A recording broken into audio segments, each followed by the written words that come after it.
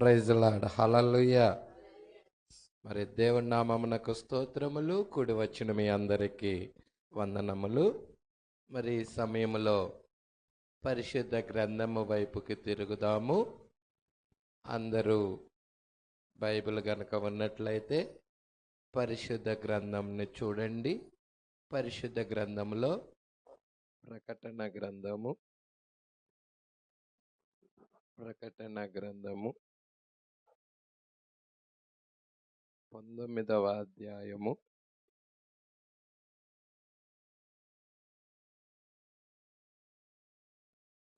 6-7 వచనాలు చదువుదాం.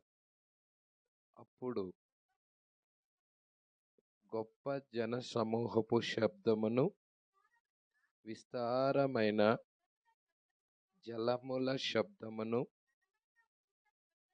బలమైన ఉరుముల శబ్దమును పోలిన ఒక స్వరము సర్వాధికారియు ప్రభువునగు మన దేవుడు ఏలుచున్నాడు, ఆయనను స్తుతించుడి, గొర్రెపిల్ల వివాహ మహోత్సవ సమయము వచ్చినది, ఆయన భార్య తనను తాను సిద్ధపరుచుకొనియున్నది కనుక మనము సంతోషపడి ఉత్సహించి ఆయనను మహిమపరచెదమని చెప్పగా వింటిని. చాలండి. ఇంకొక లేఖన భాగం వైపు కూడా తిరుగుదాం.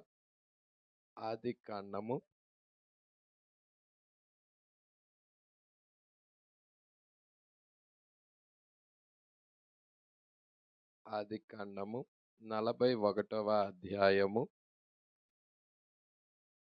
40వ వచనం. నీవు నా ఇంటికి అధికారివై ఉండవలెను, నా ప్రజలందరూ నీకు విధేయులై ఉందురు. సింహాసన విషయములో మాత్రమే నేను నీకంటే పైవాడనై ఉందునని యోసేపుతో చెప్పెను. మరియు ఫరో, చూడుము, ఐగుప్తు దేశమంతటి మీద నిన్ను నియమించి ఉన్నానని యోసేపుతో చెప్పెను. మరియు ఫరో తన చేతినున్న తన ఉంగరము తీసి యోసేపు చేతిని పెట్టి సన్నపు నారబట్టలు అతనికి తొడిగించి అతని మెడకు బంగారపు గొలుసు వేసి తన 2వ రథం మీద అతనిని ఎక్కించెను. అప్పుడు వందనము చేయుడని అతని ముందర జనులు కేకలు వేసిరి. అట్లు ఐగుప్తు దేశమంతటి మీద అతన్ని నియమించెను. మరియు ఫరో యోసేపుతో, ఫరోను నేనే, అయినను నీ సెలవు లేక ఐగుప్తు దేశమందంతటను ఏ మనుష్యుడు తన చేతినైనను కాలినైనను ఎత్తకూడదని చెప్పెను. మరియు ఫరో యోసేపునకు జప్నతనెహు అను పేరు పెట్టి అతనికి ఓను యొక్క యాజకుడైన పోతీఫర్ కుమార్తె అగు అసేనతునిచ్చి పెండ్లి చేసెను. యోసేపు బయలుదేరి ఐగుప్తు దేశమంతటా సంచరించెను.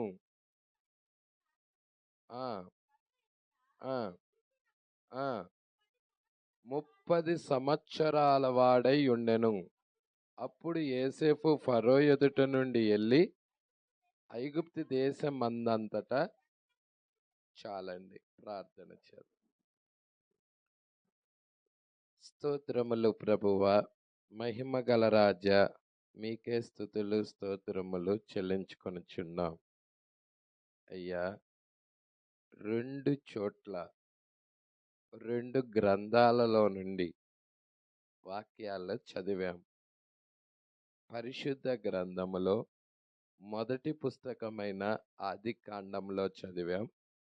పరిశుద్ధ గ్రంథములో చివరి పుస్తకమైన ప్రకటన గ్రంథములో కూడా చదివాం. అయ్యా, ఈ గడియ వాక్యము మాతో మాట్లాడండి. లేఖనములో మా స్థానము ఏదో మీరే మాకు చూయించండి. నీ కృప మాకు తోడుగా ఉంచండి అయ్యా. మీరు మాట్లాడితే మేము బ్రతుకుతాం. నీ మాటలే నిత్య జీవపు మాటలు. నీతో సహవాసము చేయటానికి మేమందరం ఇక్కడికి వచ్చాము ప్రభువా. అయ్యా, నువ్వు సహవాసాన్ని ప్రేమించే దేవుడవు. ఏదెను తోటలో ఆదామవ్వలతో సహవాసం చేయటానికి చల్లబోట జాములో దిగొచ్చిన దేవుడవు. ఇప్పుడు ఇది చల్లబోట జాము అయి ఉన్నది, సాయంకాలపు సమయమై ఉన్నది.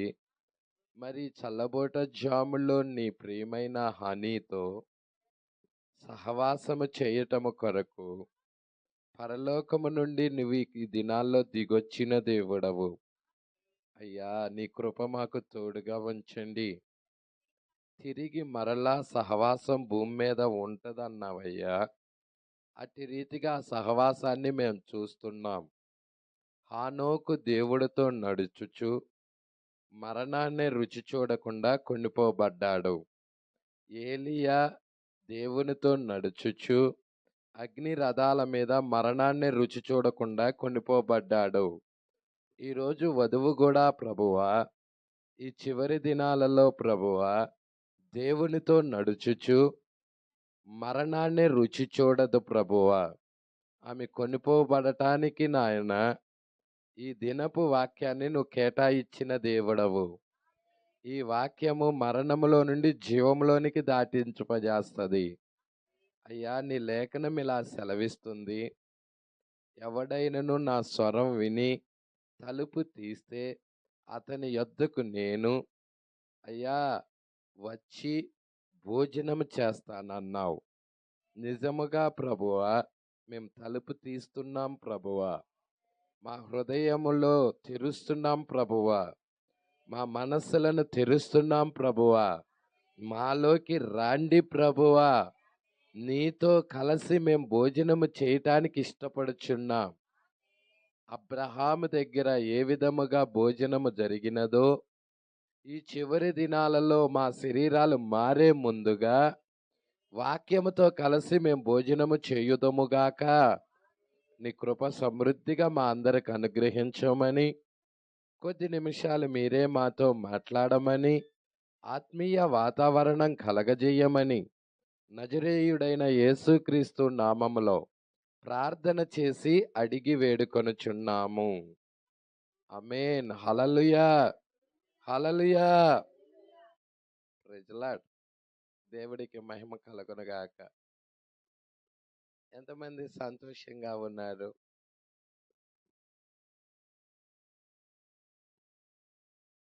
చాలా జాగ్రత్తగా గమనించండి. పాత నిబంధన ఛాయా పుస్తకం, కొత్త నిబంధన నిజ స్వరూపం. పాత నిబంధన ఛాయ అయితే కొత్త నిబంధన నిజ స్వరూపం. ఎవరికి ఛాయగా ఉన్నదంటే నిజానికే ఛాయ. Praise the lord. అంటే కొత్త నిబంధనలో ఎవరైతే ఉన్నారో వారికి నీడలు అన్ని పాత నిబంధనలో ఉన్నాయి. Praise the lord. దేవుడికి మహిమ కలుగునుగాక. అయితే ఇక్కడ మనము చూస్తున్నాం, ప్రకటన గ్రంథములో గొప్ప జనసమూహపు శబ్దం, బలమైన ఉరుముల శబ్దం, విస్తారమైన జలముల శబ్దం. ఇవన్నీ కూడా ఎవరయ్యా అంటే ఆయన భార్య. ఎవరు? ఆయన భార్యే. గొప్ప జన సమూహపు శబ్దము అంటే లోకము నుండి ఆయన భార్యని వేరుపరుస్తున్నాడు. ఆయన స్వరం వినటానికి, ఆయన వెలుగును భూమి మీద తీసుకొని వెళ్ళటానికి. మీరు చూడండి, ఈ సమయంలో రాత్రికాల సమయం ఇది. ఈ సమయంలో బయట గనక నువ్వు గమనించినట్లయితే చంద్రుడు కనపడతా ఉంటాడు. నక్షత్రాలు, చంద్రుడు ఆకాశంలో కనపడతా ఉంటాయి. చంద్రుడికి ఎటువంటి వెలుగు లేదు. సూర్యుడి యొక్క వెలుగును తీసుకొని చంద్రుడు ప్రతిబింబిస్తా ఉన్నాడు. అదే విధానములో సంఘము కూడా ఎటువంటి వెలుగు లేదు. యేసుక్రీస్తు యొక్క వెలుగును తీసుకొని సంఘము ప్రతిబింబిస్తా ఉండాలి. చంద్రుడు సంఘమై ఉన్నాడు, సూర్యుడు యేసుక్రీస్తై ఉన్నాడు. ఎలాగా చంద్రుడు సూర్యుడి యొక్క వెలుగును తీసుకొని భూమి మీద ప్రకాశిస్తున్నాడో, భూమి మీద వెలుగును ప్రత్యక్షపరుస్తున్నాడో, అదే విధముగా సంఘము కూడా దేవుని యొక్క యేసుక్రీస్తు యొక్క వెలుగును తీసుకొని ఈ భూమి మీద వెలుగును ప్రతిబింబించాలి, వెలుగును కనపరచాలి. ప్రజల బైబిల్ సృష్టిలోనే పెట్టేశాడు. హల్లెలూయా. ఇది థియాలజీ నేర్చుకుంటే వచ్చేది కాదు. నీకు దైవ జ్ఞానము దేవుడు ఇస్తే ఆ బీజం అనేది నీ లోపల ఉంటే ఖచ్చితముగా నీకు ఈ వాక్యము అర్థమవుతుంది, వాక్యము గ్రహిస్తావు. అయ్యా నాకు చదువు లేదయ్యా, అందుకే ఇవి నాకు అర్థం కావటం లేదయ్యా అని అనటానికి లేదు. హల్లెలూయా. ఎందుకయ్యా అంటే చదువుకున్నవాడికి కూడా ఇది అర్థం కాదు, చదువుకున్నవాడికి కూడా ఇదే అర్థం కాదు. ఎవరికి అర్థమైంది? బైబిల్ ఇలా చెప్తున్నాడు. యెషయా గ్రంథము, ఒక్కసారి మీరు యెషయా గ్రంథము వైపు తిరగాలని ఇష్టపడుచున్నాను. యెషయా గ్రంథం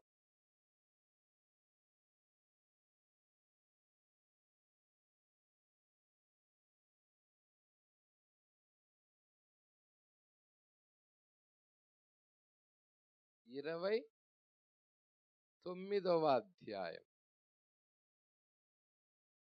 11వ వచనం. దీనినంతటిని గూర్చిన ప్రకటన. చూసారా, ఈ పరిశుద్ధ గ్రంథం అంతా ఎలా ఉందో చెప్పండి. గూఢమైన గ్రంథ వాక్యము వలె. అవునా? గొర్రెలు అంటాడు, నా గొర్రెలు నా స్వరం వినను అంటాడు. క్రూర మృగాల గురించి చెప్తాడు. గొర్రెలకి 7 కన్నులు ఉన్నాయి అంటాడు. గొర్రె పిల్లకి 7 కన్నులు ఉన్నాయి అంటాడు. గొర్రెకి 7 కొమ్ములు ఉన్నాయి అంటాడు. హల్లెలూయా. ఒక క్రూర మృగం ఉన్నది, అది నోరు చూస్తే సింహపు నోరుగా ఉన్నది, అది ఆకారం చూస్తే చిరతపులి ఆకారంగా ఉంది, దాని పాదాలు చూస్తే ఎలుగుబంటి పాదాలుగా ఉన్నాయి అంటాడు. మరి ఇదంతా గూఢమైన గ్రంథవాక్యం వల్ల కనపడుతుందా లేదా? కనబడుతుంది. హల్లెలూయా. ఇదంతా గూఢమైన గ్రంథవాక్యం వల్లే ఉన్నది. ఒకడు నీవు దయచేసి దేన్ని, ఈ గ్రంథాన్ని చదవమని చెప్పి, అంటే అక్షరాలు తెలిసిన వాడంటే చదువు వచ్చినోడా, చదువు రానోడా? చదువు వచ్చినాడేగా అక్షరాలు తెలిసినోడు.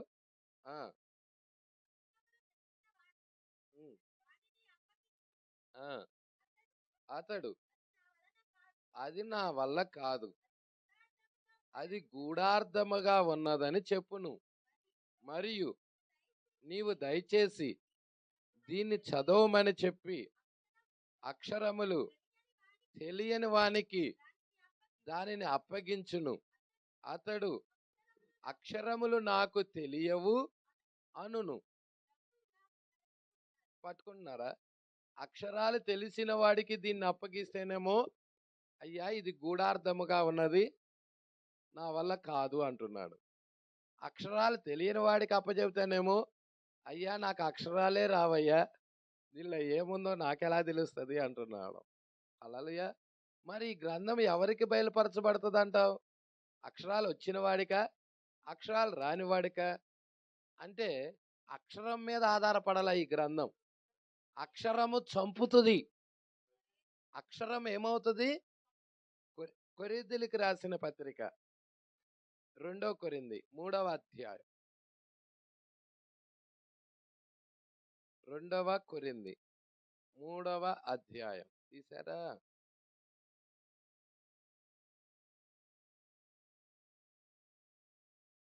ప్రజల 6వ వచనం.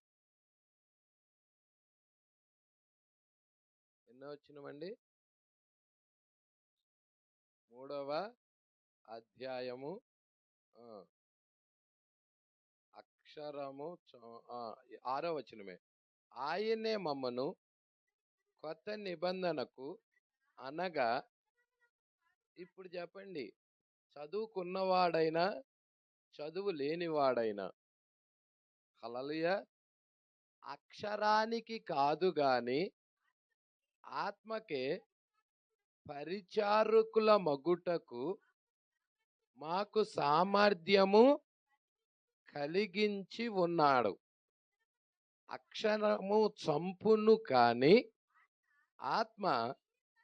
ప్రజల ఈరోజు సంఘశాఖలన్నీ అక్షర రూపంలో ఉన్న వాక్యాన్ని పట్టుకోవటానికి ప్రయత్నిస్తున్నాయి. హల్లెలూయా. ఆయన వధువైతే అక్షర రూపంలో ఉన్న వాక్యం కాదు కానీ ఆత్మకు పరిచర్య చేయటానికి సామర్థ్యాన్ని దేవుడే కలగజేస్తున్నాడు. ప్రజలా, ఈ గ్రంథము ఎవరికి బయలుపరచబడుతుందంటే అక్షరాలు వచ్చిన వాడికి, అక్షరాలు రాని వాడికని కాదు. వాడికి అక్షరాలు వచ్చినా గాని, అక్షరాలు రానివాడైనా గాని దేవుని యొక్క బీజం అనేది అతనిలో గనక ఉన్నట్లయితే, ప్రజలా, దేవుడు ఆ వ్యక్తిని ఎన్నుకున్నది వాస్తవమే అన్నట్లయితే ఆ వ్యక్తికి ఈ గ్రంథాన్ని బయలుపరుస్తాడు. ఎలాగాది బయలుపరచటం? ఆత్మ ద్వారా. అక్కడ రాశాడు కదా, అపోస్తులకి ఎలాగ బయలుపరచబడింది? ఆత్మ ద్వారాగా సామర్థ్యం కలగజేశాడు. అపోస్తులకి ఆత్మ ద్వారాగా సామర్థ్యం కలగజేసినట్లయితే ఈరోజు మనకి కూడా పరిశుద్ధాత్మ ద్వారాగే సామర్థ్యాన్ని కలగజేస్తున్నాడు. ప్రజలా, పరిశుద్ధాత్మ లేకుండా మనము ఈ గ్రంథంలోకి వెళ్ళినా ఏం అర్థం కావు. చదవటానికి చదువుతావు, చదవక ముందు నువ్వు ఏ విధముగా ఉన్నావో చదివి కంప్లీట్ అయిన తర్వాత కూడా నువ్వు ఏమి నేర్చుకోవు, అదే విధంగా ఉంటావు. చదివాక భాషగా చదువుతావు కానీ దాని యొక్క ప్రత్యక్షత నీకు దొరకదు.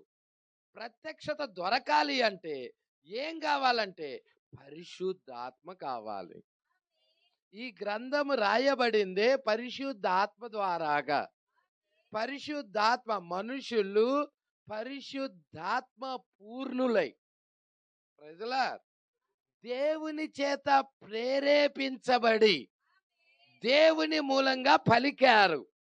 ఆ సంగతులే ఈ సంగతులు అంటే వాళ్ళు ఆత్మపూర్ణులై పలికిన సంగతులు. ఈరోజు మనము థియాలజీ నేర్చుకొని వచ్చి ఈరోజు నాకు ఈ గ్రంథము అర్థం అవ్వాలి అంటే అర్థం అవ్వదు. అది సరైన ప్రాసెస్లో వెళ్ళటల్లా, నువ్వు సరైన నడకలో నువ్వు వెళ్ళటం లేదు. మనం వెళ్ళాల్సిన నడవడిక ఏంటి? అపోస్తులు ఎలాగ వెళ్ళారో అలాగెళ్ళాలి. యేసుక్రీస్తు శిష్యులు ఎలా వెళ్ళారు? వాళ్ళు బాగా చదువుకొని బైబిల్ ట్రైనింగ్ చేసి థియాలజీ నేర్చుకొని పట్టా పట్టుకొని వెళ్ళారా బోధించటానికి? ప్రజల ఈరోజు భూమి మీద బోధించటానికి అదే ప్రాసెస్లో వెళ్తున్నారు. కానీ దేవుడు ప్రవేశపెట్టిన క్రమం ఉంది. ఆ క్రమంలో నువ్వు రావాలి. ఒక కుటుంబం ఉందంట. ప్రవక్త ఒక వర్తమానంలో చెప్తున్నాడు. ఒక కుటుంబం ఉంది. ఆ కుటుంబము చక్కగా భార్య, భర్త వాళ్ళు అన్యోన్య సహవాసం కలిగి వాళ్ళు కాపరం చేస్తూ ఉండగా ఆమె గర్భవతి అయినది. గర్భవతి అయినప్పుడు ఇక తన భార్యతో ఇలాగ అంటున్నాడు, నా పిల్లవాడు, పుట్టబోయే పిల్లవాడిని ఆ ఈ లోకంలో అందరు పెంచినట్టుగా నేను పెంచను, స్పెషల్గా పెంచుతాను అంటున్నాడు. తన భార్యతో ఇలా అంటున్నాడు, నువ్వు కూడా నా మాట విని స్పెషల్గానే తయారవ్వు నువ్వు కూడా అంటున్నాడు. ప్రజలా, నువ్వు కూడా స్పెషల్గానే తయారవు. ఏం లేదు, అందరూ ఒక పిల్లాడు పుట్టినప్పుడు పిల్లాడు గుక్కపెట్టి ఏడుస్తూ ఉంటారు, తల్లి వెళ్ళిపోయి పాలెత్తా ఉండిద్ది. అలా వద్దు మన పిల్లాడు. మనము టెక్నాలజీ నేర్చుకున్న వాళ్ళం, సైన్స్ని నేర్చుకున్న వాళ్ళం, నాగరికతను ఫాలో అవుతున్న వాళ్ళం. కాబట్టి మనము మన పిల్లవాడికి మంచి ఉయ్యాల, మెత్తటి పరుపులతో ఒక మంచి ఉయ్యాల చేసి ఆ ఉయ్యాల్లో మన బిడ్డను పడుకోబెట్టేసి ఆ ఉయ్యాల్లో ఒక గంట కడదాం. పిల్లవాడి ఆ గంటకి ఒక తాడు కట్టి ఆ పిల్లవాడి చేతికిద్దాం. ఆ పిల్లవాడి ఆ ఆ యొక్క ఉయ్యాల్లో ఆ తాడు పడేద్దాం. పడేసినప్పుడు పిల్లవాడు ఆకలైనప్పుడు ఆ తాడు పట్టుకొని ఇట్టిట్ట ఊపుతాడు. పిల్లవాడు తాడు పట్టుకొని ఇలా ఇలా ఊపుతాడు. అప్పుడు నువ్వు ఎక్కడున్నా కానీ ఎమర్జెన్సీగా పనులన్నీ ఆపుకొని వచ్చి నీ బిడ్డకి పాలివ్వాలి. ఎవరు చెప్తున్నారు? భర్త చెప్తున్నాడు. ఎవరితో? భార్యతో. హల్లెలూయా. పాపం ఈ పిచ్చి తల్లి అలాగేనండి, అలాగేనండి అంటా ఉన్నది. ప్రజలా, దేవుడికి మహిమ కలుగునుగాక. అయితే పుట్టాడు బిడ్డ. వీళ్ళు అనుకున్న ప్లాన్లన్నీ ఇక చేయటం ప్రారంభించారు, అమలు చేశారు. అమలు చేసి ఒక మంచి ఉయ్యాల పెట్టి తొట్టిని తీసుకొచ్చారు. ఆ ఉయ్యాల తొట్టిలో పిల్లాడిని పడుకోబెట్టారు. చక్కగా దానిలో మెత్తగా గుచ్చుకోకుండా ఉండటానికి మెత్తటి అన్ని పరుపులన్నీ వేశారు. స్పాంజి లాగా మెత్తగా ఉన్నాయి అన్ని చక్కగా వేసి ఆ ఆ ఉయ్యాల పైన ఒక గంట ఒకటి కట్టారు. ఆ గంటకి మధ్య అక్కడి నుంచి తాడు ఏలాడదీసి ఉయ్యాల్లో పడేశారు.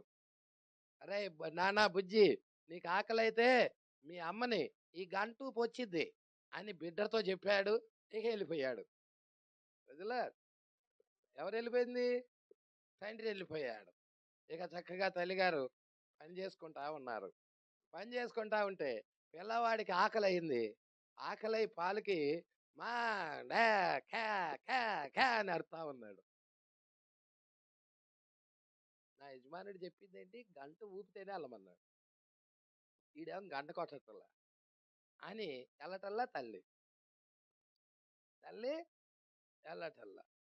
వెళ్ళకపోయేదలికే ఏరి బాగా ఏడ్చి ఏడ్చి ఏడ్చి ఏడ్చి స్వరవేండి మధ్యాహ్నం అయినా వెళ్ళాల. సాయంకాలానికి బిడ్డ కోమాలోకి వెళ్ళిపోయి బిడ్డ చచ్చిపోయాడు. ప్రజల, నవనాగరికతతో నువ్వు నడిచావంటే నీకు జరిగేది అదే విధంగా జరుగుతుంది. దేవుడు ప్రవేశపెట్టిన మార్గంలో నడవాలి. ప్రజల, నేను ఒక సైంటిస్ట్ని, నేను మరి మంచి విద్య నేర్చుకున్న వాడిని, మరి లోకంలో ఉన్న విధంగా నా బిడ్డల్ని పెంచను, ఒక సపరేట్గా పెంచుకుంటాను అన్న విధముగా వెళ్ళామనుకో, దేవుడు ప్రవేశపెట్టిన క్రమాన్ని నువ్వు తప్పుపెట్టి వెళ్ళిపోతే నీ బాబు చచ్చిపోతాడు. కుటుంబంలో దుఃఖము వేదనలతో నిండిపోయి ఉంటుంది. హల్లెలూయా. దేవుడు ప్రవేశపెట్టిన క్రమం ఏంటి? ఒక మానవుడిని దేవుడు కలుసుకోవటం కొరకు దేవుడు ఏర్పాటు చేసిన క్రమం ఏంటి? చదువా, విద్య, నాగరికత, సైన్సా ఏంటి మరి అది? దాన్ని చూద్దామా? సంగమా ఇక్కడే ఉన్నారా? చూద్దామా?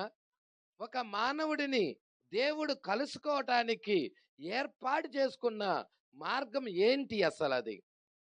హల్లెలూయా. ఆదామవ్వలు పాపం చేసినప్పుడు దేవుడు ఆదామవ్వలని మరి కలుసుకోవటానికి కొరకు దేవుడు ఏదైనా మార్గాన్ని ప్రవేశపెట్టాడా? ఆదామెవరు ఎలాగ పాపములో ఉండిపోయారు, మనము కూడా పాపములో ఉండిపోయాం. హల్లెలూయా. ఇప్పుడు ఆదామవ్వలు దేవుణ్ణి కలుసుకోవటం కొరకు దేవుడే ఒక మార్గాన్ని ఏర్పాటు చేస్తున్నాడు.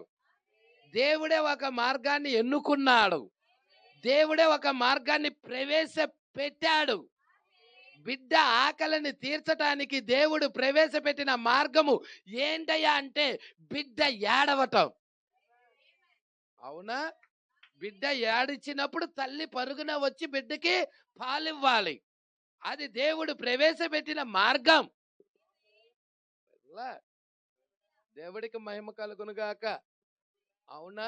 ఒక చేప నీటిలో ఈదాలంటే దానికి ఏముండాలి? మొప్పలు ఉండాలి. హల్లెలూయా.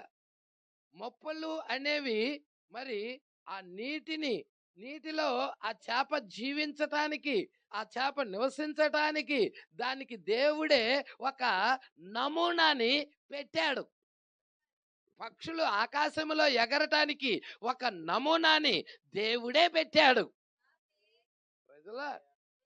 ఆ నమూనాలో వెళ్ళాల్సిందే. మానవుడు పాపం చేసినప్పుడు పాపములో ఉన్న మానవుడిని మరి దేవుడు కలుసుకోవటానికి దేవుడు ఒక నమూనాని పెట్టాడు. ఏంటి ఆ నమూనా? ఎంతమందికి తెలుసు ఆ నమూనా? అయ్యా, నేను బాగా చదువుకుంటాను, విద్యను అభ్యసిస్తాను, బైబుల్ ట్రైనింగ్ చేస్తాను, థియాలజీ నేర్చుకొని వస్తాను, మరి మంచి సంఘాన్ని కడతాను, గొప్ప సేవ చేస్తాను. ఇదా దేవుడు పెట్టిన నమూనా? దేవుడు పెట్టిన క్రమం? ఈ రోజు నువ్వు చూస్తున్న మినిస్ట్రీలన్నీ కూడా అవేగా. నువ్వు చేస్తున్న భూమి మీద చూస్తున్న అన్నీ కూడా అవేగా. వాళ్ళు వచ్చిన విధానం ఆ ప్రాసెస్ లోనే కదా. మరి వాళ్ళు వచ్చిన ప్రాసెస్ కరెక్ట్ అయినది కాదు. మరి కరెక్ట్ అయిన ప్రాసెస్ ఏంటి? ఈ రాత్రికాల సమయంలో కరెక్ట్ అయిన ప్రాసెస్ ఏదో ఎంతమంది తెలుసుకోవాలని ఇష్టపడుతున్నారు? ప్రజల ఏంటి ఆ కరెక్ట్ అయిన ప్రాసెస్? ఒకసారి మీరు ఆదికాండం వైపు తిరగండి.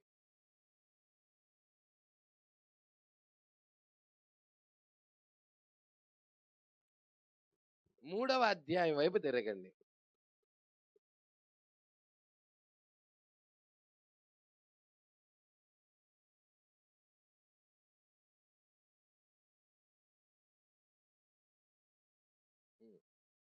తీసారా? 6వ వచనం.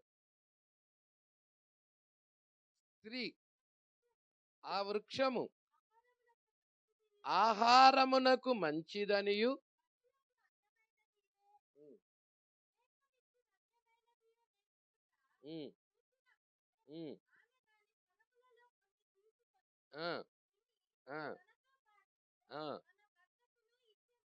ఆ వృక్షము యొక్క ఫలము కొన్ని తిని తన భర్తకు కూడా ఇచ్చెను. అతడు కూడా తినెను. అప్పుడు వారిద్దరి కన్నులు అంతకుముందు తెరవబడ్డాయా?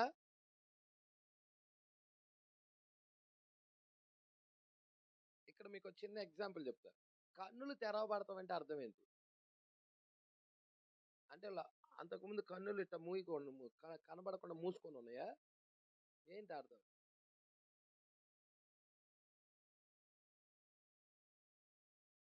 దేనికి తెరవబడ్డాయి? ఏ విషయాలు చూసేదాని కొరకు కన్నులు తెరవబడ్డాయి? అంతకు ముందు వాళ్ళు ఏ విషయాలు చూసేవాళ్ళు? ఈ వృక్ష ఫలం తినటము ద్వారాగా వాళ్ళ యొక్క నేత్రాలు ఏమైనాయి అంటే తెరవబడ్డాయి.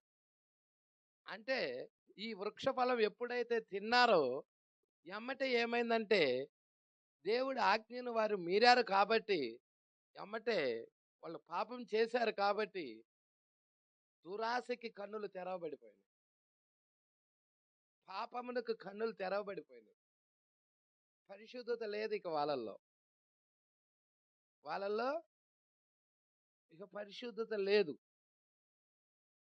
అంటే ఏమున్నది? వాళ్ళు ఎప్పుడైతే ఏదైనా తోటలో ఆ మంచి చెడ్డల తెలివి వృక్షఫలం తిన్నారో ఎమ్మటే వాళ్ళు పాపం అయిపోయారు. హల్లెలూయా, దేవుడికి మహిమ కలుగునుగాక. వాళ్ళు ఎప్పుడైతే ఆ వృక్షఫలం తిన్నారో వాళ్ళ కన్నులు తెరవబడ్డాయి. అంటే కన్నులు తెరవబడితే మంచిదేగా పాస్టర్ గారు అనవాకండి. ఆత్మ సంబంధమైన విషయాల్లో మూసుకొని లోక సంబంధమైన విషయాల్లో తెరవబడ్డాయి. లోక సంబంధమైన విషయాల్లో ఇప్పుడు మన కళ్ళు మూయబడాలి. ఆత్మ సంబంధమైన విషయాల్లో మన నేత్రాలు తెరవబడాలి. ఏం తింటే జరిగిద్ది ఈ కార్యం? ఏదైనా తోటలో 2 వృక్షాలు ఉన్నాయి. ఎన్నున్నాయి? ఒకటేమో జీవ వృక్షం, ఇంకొకటేమో మంచి చెడ్డల తెలివినిచ్చు వృక్షం. అవునా? ఇదొక వృక్షం, ఇదొక వృక్షం. 2 వృక్షాలు కనబడుతున్నాయా? ఈ 2 బాటిల్స్ 2 వృక్షాలు అనుకుందాం. ఇప్పుడు ఇదే వృక్షం జీవ వృక్షం అనుకుందాం. ఇది కలర్గా ఉంది. ఇదే వృక్షం మంచి చెడ్డల తెలివిని వృక్షఫలం అనుకుందాం. జస్ట్ ఈ వృక్షం తినటం ద్వారాగా ఏమైనా ఆత్మ సంబంధమైన విషయాలకి ముయ్యబడి లోక సంబంధమైన విషయాలు కళ్ళు తెరవబడిపోయినాయి తినటం ద్వారాగా. ఇప్పుడు మనం అంతా కూడా ప్రతి మానవుడు పుట్టేటప్పుడు పాపంతోనే పుడుతున్నాడు. ఆలోచనలు చెడ్డ ఆలోచనలతోనే ఉంటున్నాయి, దురాలోచనలతోనే ఉంటున్నాయి. ఈ యొక్క లోక సంబంధంగా అంతా పాపంతోనే నడుస్తూ ఉంది. హల్లెలూయా. ఇప్పుడు దేవుడు ఏం చేశాడంటే ఈ ఆల్రెడీ ఈ వృక్షం మనిషి తినేశాడు. హల్లెలూయా. దీని దగ్గరికి వెళ్ళనీయకుండా ఖడ్గజ్వాలలు అడ్డు పెట్టేశాడు. అర్థమవుతుందా? ఇప్పుడు దీన్ని తింటే గనక హల్లెలూయా మనిషి నిరంతరం జీవిస్తాడు. ఇప్పుడు మనిషి నిరంతరం జీవించాలంటే దీన్ని తినాలి. దీన్ని తినాలంటే ఈ పాపం తీయాలి, ఈ పాపం తీసేయబడాలి. మనిషిలో నుండి పాపం తీసేయబడిన తర్వాత దీన్ని తినగలిగాడంటే ఇక మనిషి నిత్యము జీవిస్తాడు. లోక విషయాల్లో మూయబడుతుంది, ఆత్మ విషయాల్లో తెరవబడుతుంది ఈ చెట్టు వృక్షం తినటం ద్వారా. దీన్ని తినటం ద్వారాగా లోక విషయాలు మూయబడతాయి, ఆత్మ సంబంధమైన నేత్రాలు తెరవబడతాయి. మనోనేత్రాలు ఎఫెసీయులకు రాసిన పత్రికలు అంటున్నాడు, మనోనేత్రాలు వెలిగించబడి ఉన్నందున మీకు రాస్తున్నాను అంటున్నాడు. ఈ పాపానికి వెల చెల్లించాడు యేసుక్రీస్తు. ఆ ఖడ్గజ్వాలలకి ఇప్పుడు ఆదాము వెళ్ళాడు అనుకో, ఖడ్గజ్వాలలు చంపేస్తాయి. ఇప్పుడు ఆదామును రక్షించుకోవాలి, అవ్వను రక్షించుకోవాలి. దేవుడే బలై తన బిడ్డల్ని రక్షించుకోవడానికి ఒక ప్రణాళిక గీశాడు. ఇక్కడే ఉన్నారా? ఏంటి ఆ ప్రణాళిక అంటే మానవుడిని రక్షించటం కొరకు. మానవుడు పాపంలో ఉన్నాడు కాబట్టి, మానవుడు దీని ఫలాలు తిన్నాడు కాబట్టి, దీని ఫలాలు తినొద్దని చెప్పాడు దేవుడు. అయితే దీని ఫలాలు తిన్నాడు కాబట్టి, పాపంలో ఉన్నాడు కాబట్టి, పాపము నుండి విడిపించడానికి దేవుడు ఒక మార్గాన్ని ప్రవేశపెట్టాడు. ఆ మార్గం ఏంటయ్యా అంటే గొర్రె పిల్లను చంపి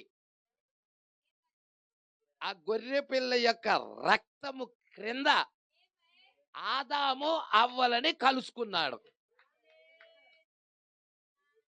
పాత నిబంధన అంతా చూడు, ఇజ్రాయేలు ప్రజలు పాపం చేసినప్పుడు ఒక గొర్రె పిల్లని తెచ్చేవాళ్ళు, ఆ గొర్రె పిల్లని బలిచ్చేవాళ్ళు. అప్పుడు వారి పాపాలన్నీ కప్పబడాయి. ప్రజలా దేవుడికి మహిమ కలుగునుగాక.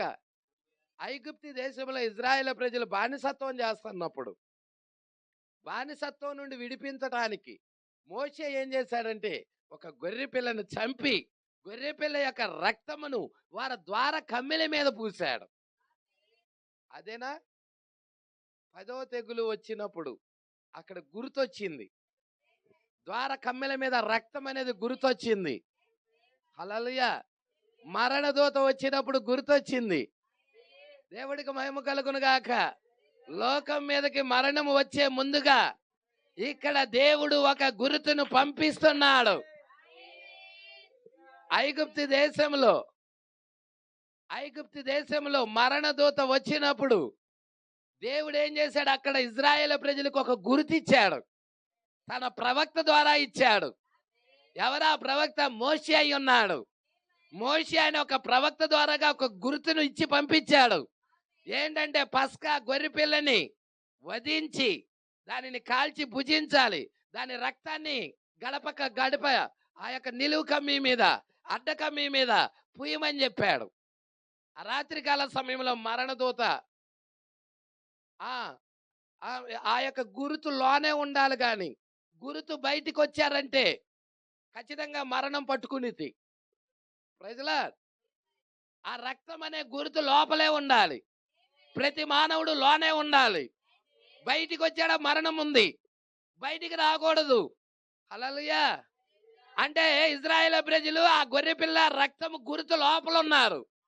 ఈ రోజు గొర్రెపిల్ల ఎవరో కాదు, ప్రభువైన యేసుక్రీస్తు అయి ఉన్నాడు. దేవుడి వాక్యము లోపల ఉండాలి. మనం వాక్యము బయట ఉంటే మనకు భద్రత లేదు. మరణం మన మీద దాడి చేస్తుంది. మీరు చూడండి, యెరికో పట్టణం నాశనం చేయబోయే ముందుగా గుర్తొచ్చారు.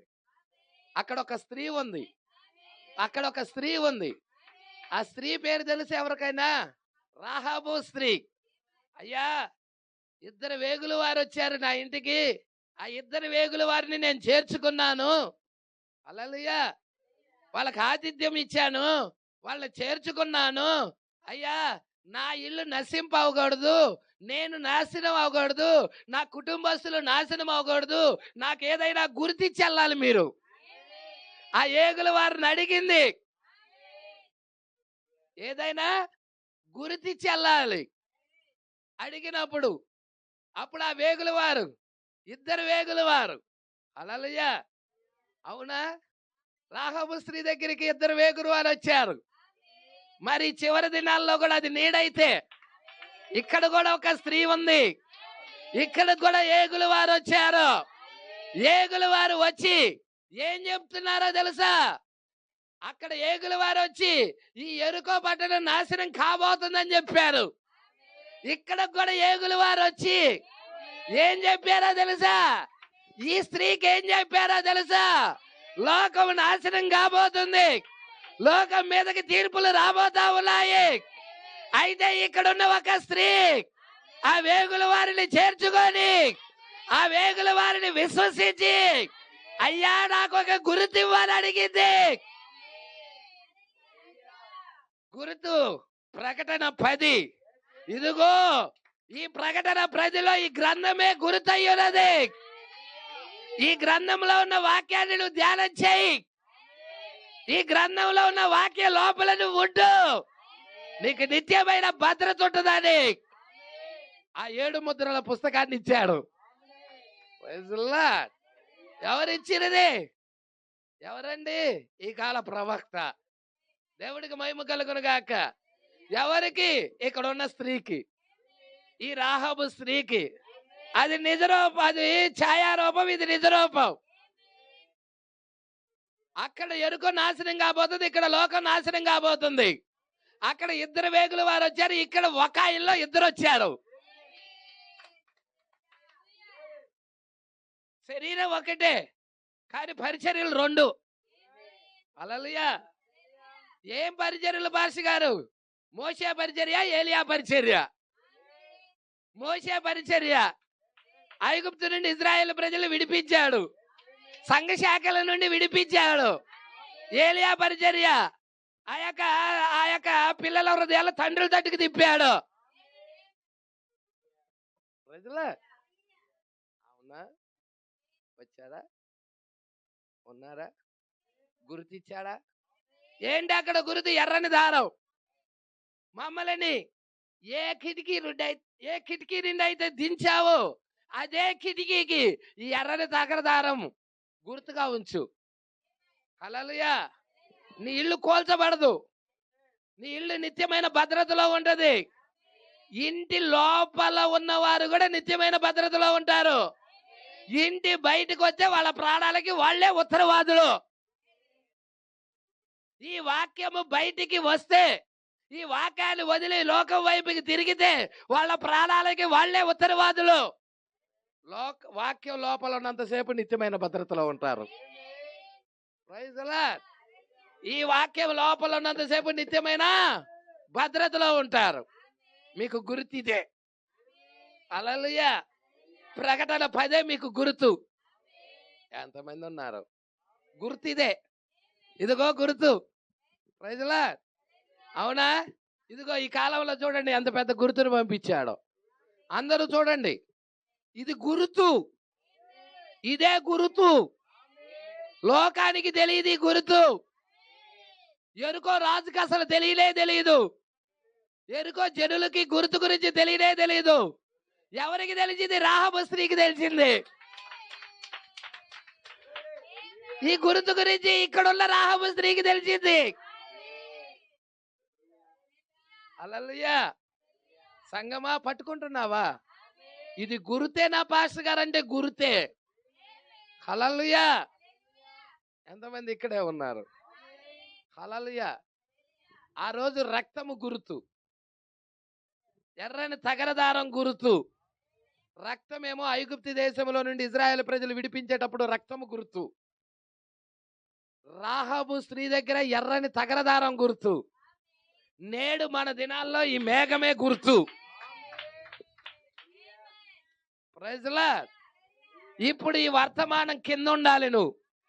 దీనిలో నుండే 7 ఉరుములు వచ్చాయి. 7 ఉరుములే పెళ్లి కుమార్తెని ఎత్తబాటులోకి తీసుకొని వెళ్తున్నాయి.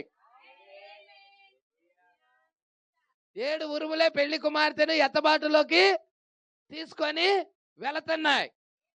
Praise the Lord. ఇది రక్తమై ఉన్నది. ఈ కాలపు వర్తమానమే రక్తమై ఉన్నది. Praise the lord. దేవుడికి మహిమ కలుగును గాక. ఎంతమంది ఇక్కడే ఉన్నారు? హల్లెలూయా.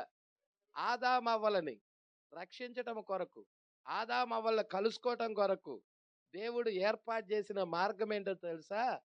ఆదామా, నువ్వు బాగా చదువుకొని నన్ను కలుసుకుంటావల్లా. ఆదామా, నువ్వు బైబిల్ ట్రైనింగ్ చేయి నన్ను కలుసుకుంటావల్లా. ఆదామా, నువ్వు థియాలజీ నేర్చుకో నన్ను కలుసుకుంటావల్లా. ఆదామా, నువ్వు పిహెచ్డి చేయి నన్ను కలుసుకుంటావల్లా. వాళ్ళు పాపం చేసిన తర్వాత మానవుడు ఒక మార్గాన్ని ఏర్పాటు చేసుకున్నాడు. దేవుడు భూమి మీదకి వచ్చే ముందుగానే ఒక మార్గాన్ని ఆల్రైట్ ఏర్పాటు చేసుకున్నాడు మానవుడు. ఏంటి ఆ మార్గం తెలుసా? అంజూరపు ఆకులు. అంజూరపు ఆకులు దేనికి కుట్టుకున్నారు వాళ్ళు? దిగంబరత్వాన్ని కప్పుకోవటానికి. అంజూరపు ఆకులు దిగంబరత్వాన్ని కప్పుతాయా?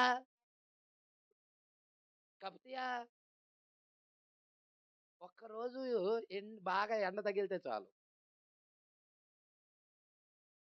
ఈరోజు 3000కు పైగా ఉన్నాయి అంజూరపు ఆకులు. మానవుడు కుట్టుకుంటున్నాడు. 3000కు పైగా ఉన్నాయి మానవుడు తయారు చేసుకున్న అంజూరపు ఆకులు. Praise the Lord. మాది బాప్టిస్ట్ అని, మాది మెథడిస్ట్ అని, మాది పెంతెకోస్తు అని, మాది లోదర్, ఎన్నో ఉన్నాయి. ఈ మానవుడు పెట్టుకున్న అంజూరపు వాళ్ళ దిగంబరత్వాన్ని కప్పుకోవటం కొరకు, మతం అనే ముసుగు కింద ఉండటం కొరకు, మేము భక్తి పరులమని చెప్పుకోవటం కొరకు, మేము క్రైస్తవులు అని చెప్పుకోవటం కొరకు, వాళ్ళ దిగంబరత్వాన్ని కప్పుకోవటం కొరకు 3000కు పైగా ఉన్నాయి. Praise the Lord. అయితే దేవుడు అంజూరపు ఆకులు నీ దిగంబరత్వాన్ని కప్పవబ్బాయ్. హల్లెలూయా. నీ దిగంబరత్వాన్ని కప్పటం కొరకు నేను ఒక మార్గాన్ని పెడుతున్నాను. ఇదిగో ప్రకటన 10 వైపు తిరుగు. గొర్రె పిల్ల యొక్క రక్తం వైపుకు తిరుగు. 7 కన్నులు కలిగిన గొర్రె పిల్ల, 7 కొమ్ములు కలిగిన గొర్రె పిల్ల, వధించబడిన గొర్రె పిల్ల, రక్తము కారుచున్న గొర్రె పిల్ల, దాని వైపుకు తిరుగు. Praise the Lord. మీరు చూడండి, నిజమే మాట్లాడుకుంటున్నాం, అబద్ధమే మాట్లాడతల్లా.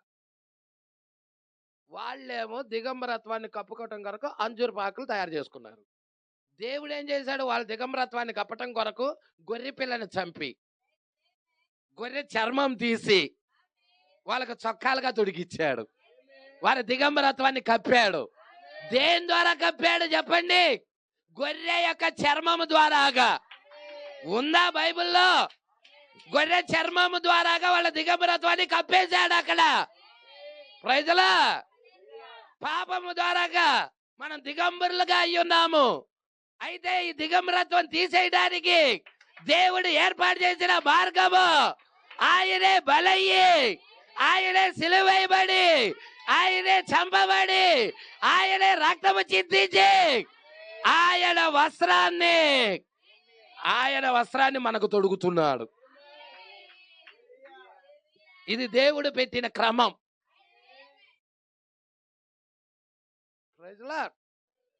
దేవుడికి మహిమ కలుగునుగాక. యాక్చువల్గా నేను ప్రకటన గ్రంథాన్ని, ఆది కాండంలో ఉన్న యేసేపుని తీసుకొని మీతో మాట్లాడదాం అనుకున్నా. హల్లెలూయా. ఆత్మ మీద ఆధారపడుతున్నా. ఆత్మ ఎలా నడిపితే అలాగ వెళ్దామని ఆత్మ మీద ఆధారపడుతున్నా.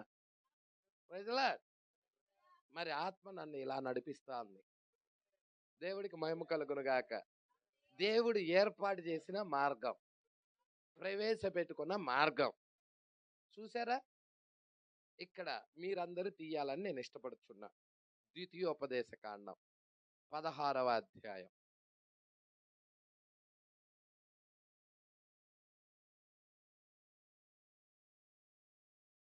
మొదటి నుండి.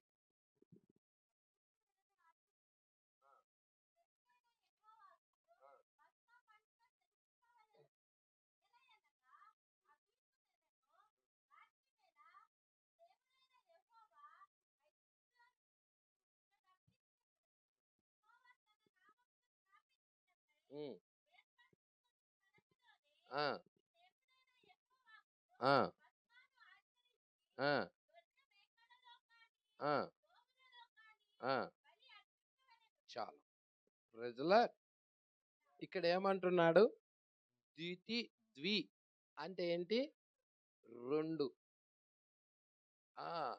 వేరు వేరు చట్టాలు. హల్లెలూయా. రెండు ద్వితీయోపదేశ కాండం పేరు పట్టుకోవాలి, గ్రంథం పేరు పట్టుకోవాలి. రెండు వేరు వేరు చట్టాలు. ప్రజల, పట్టుకుంటున్నారా? ఒక చట్టమేమో ఎక్కడ ఇవ్వబడినది? మోషే ద్వారా ఇవ్వబడినది. సీనాయి కొండ మీద మోషే ద్వారాగా ఇవ్వబడినది ధర్మశాస్త్రం. హల్లెలూయా. ధర్మశాస్త్రం అంటే పోలీస్ లాంటిది. ధర్మశాస్త్రం అంటే ఏంటి? పోలీస్ లాంటిది. నువ్వు తప్పు చేస్తే, అబ్బాయి నువ్వు తప్పు చేసావు, ఈ తప్పు చేసావు కాబట్టి ఈ తప్పుకి మరి ఈ శిక్ష ఉంటది అని చెప్తుంది ధర్మశాస్త్రం. ప్రజల, ఆ ధర్మశాస్త్రం ప్రకారంగా ఏ వ్యక్తి కూడా నీతిమంతుడుగా తీర్చబడలేదు. ఎవ్వరు కూడా దానిని ధర్మశాస్త్రం ప్రకారం నడవలేదు.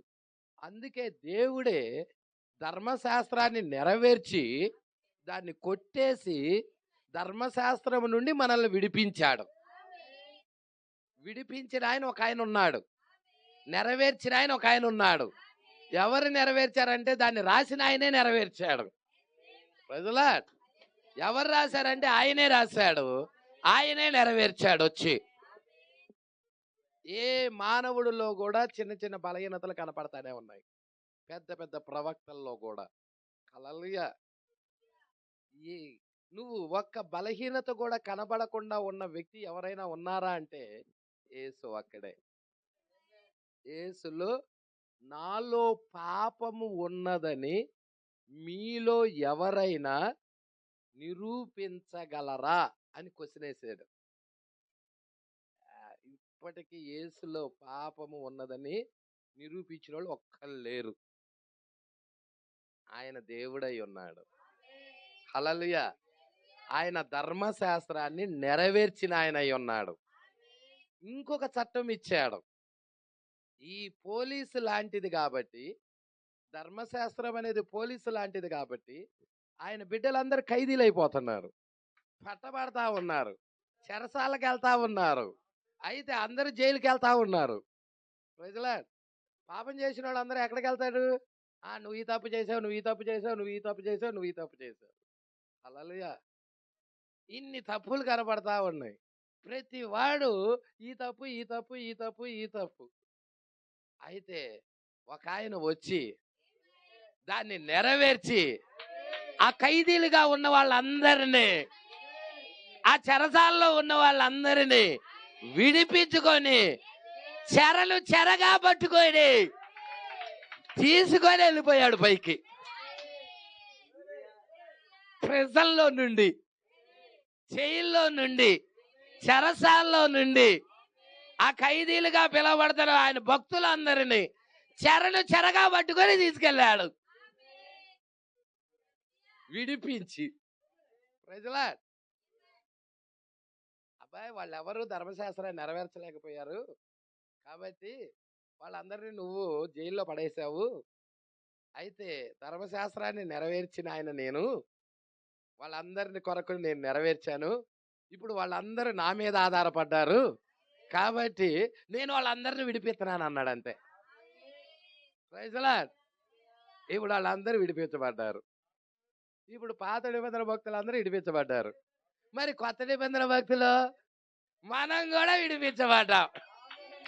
ఎవరైతే ఆయన సొంత రక్షకుడిగా అంగీకరిస్తున్నామో, విశ్వసిస్తున్నామో, ఛాయలోనే వాళ్ళకి ఆ పవర్ ఉంటే నిజ రూపంలో ఉన్న మనకి ఇంకెంత పవర్ ఉంటది.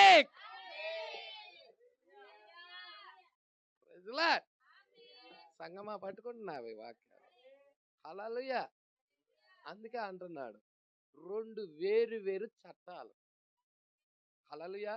ఒక చట్టమేమో సీనాయి కొండ దగ్గర ఇవ్వబడింది, ఇంకొక చట్టమేమో కల్వరి దగ్గర ఇవ్వబడింది, కల్వరి కొండ దగ్గర. హల్లెలూయా.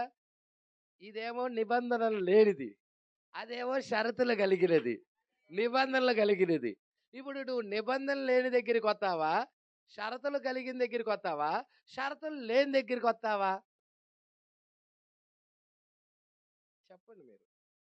షరతులు కలిగిందేమో అది ఏది సీనాయి పర్వతం దగ్గర ఇవ్వబడింది, కల్వరి దగ్గర ఇవ్వబడింది షరతులే లేవు. హల్లెలూయా. నేను చేసేసాను అన్నాడు, నేను నీతివంతుడిగా మార్చేశాను అన్నాడు. షరతులు కండిషన్ ఏం పెట్టల, కండిషన్లు లేనివి. నువ్వు విశ్వసిస్తే చాలు, అంగీకరిస్తే చాలు.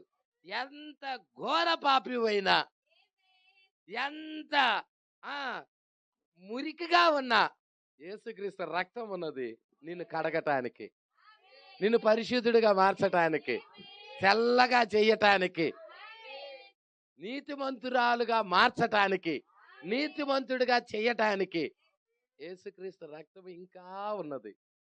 హల్లెలూయా. ఇప్పుడు కూడా ఉందా పాస్టర్ గారు? ఇప్పుడు కూడా ఉంది.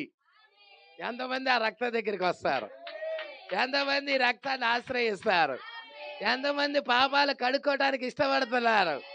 ఎంతమంది మీ జీవితాలు క్రమపరుచుకోవాలనుకుంటున్నారు, బాగు చేసుకోవాలనుకుంటున్నారు? మరి ఈయన్ని మన కుటుంబంలోకి ఆహ్వానిద్దామా? మన హృదయంలోకి ఆహ్వానిద్దామా?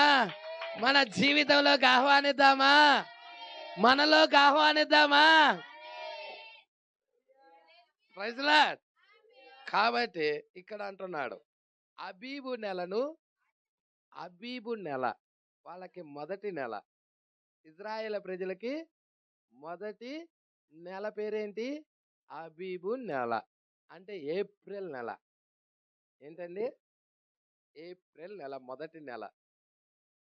వాళ్ళకి మొట్టమొదటి నెల ఏంటి అంటే ఏప్రిల్ నెల.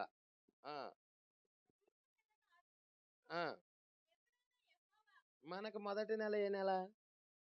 మనకి జనవరి. యూదులకి అబీబు నెల, ఏప్రిల్ నెల వాళ్ళకి మొదటిది. అర్థమవుతుందా? మనకి వాళ్ళకి ఎంత తేడా ఉందో చూడు. మనము ఎవరి క్యాలెండర్ ఆచరిస్తున్నాం? ప్రభుత్వమే వాడుతుంది.